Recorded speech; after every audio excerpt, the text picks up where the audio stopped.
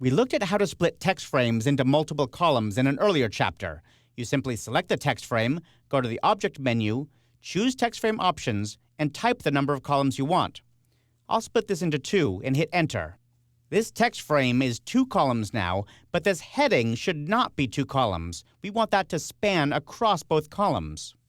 We could cut those paragraphs out and put them into a different text frame, one that's only a single column wide, but there's a much easier way to do it.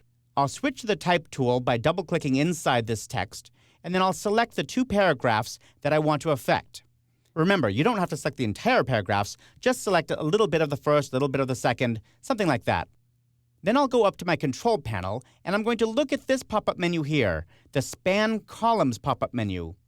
Right now it's set to None, but you see you've got various options in here, including Span All, Span 2, 3, 4.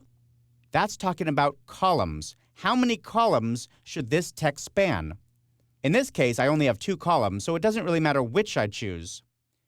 I'll choose Span All, and you can see that now these 2 paragraphs span both columns in this text frame.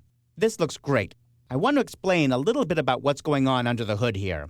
When you choose any of the span features, InDesign breaks your page, or your text frame technically, into zones.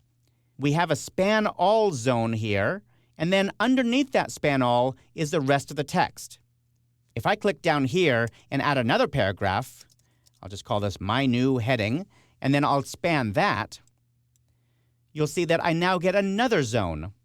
I have the top zone, I have this little zone in between the spans, and then another spanning zone, and then finally the rest of the text.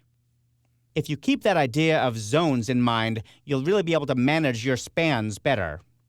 In this case, of course, I don't want that paragraph, so I'm going to select it and delete it. Back in CS4 and earlier, you had to go through all kinds of crazy workarounds to span text across columns. Now it's just a pop-up menu away.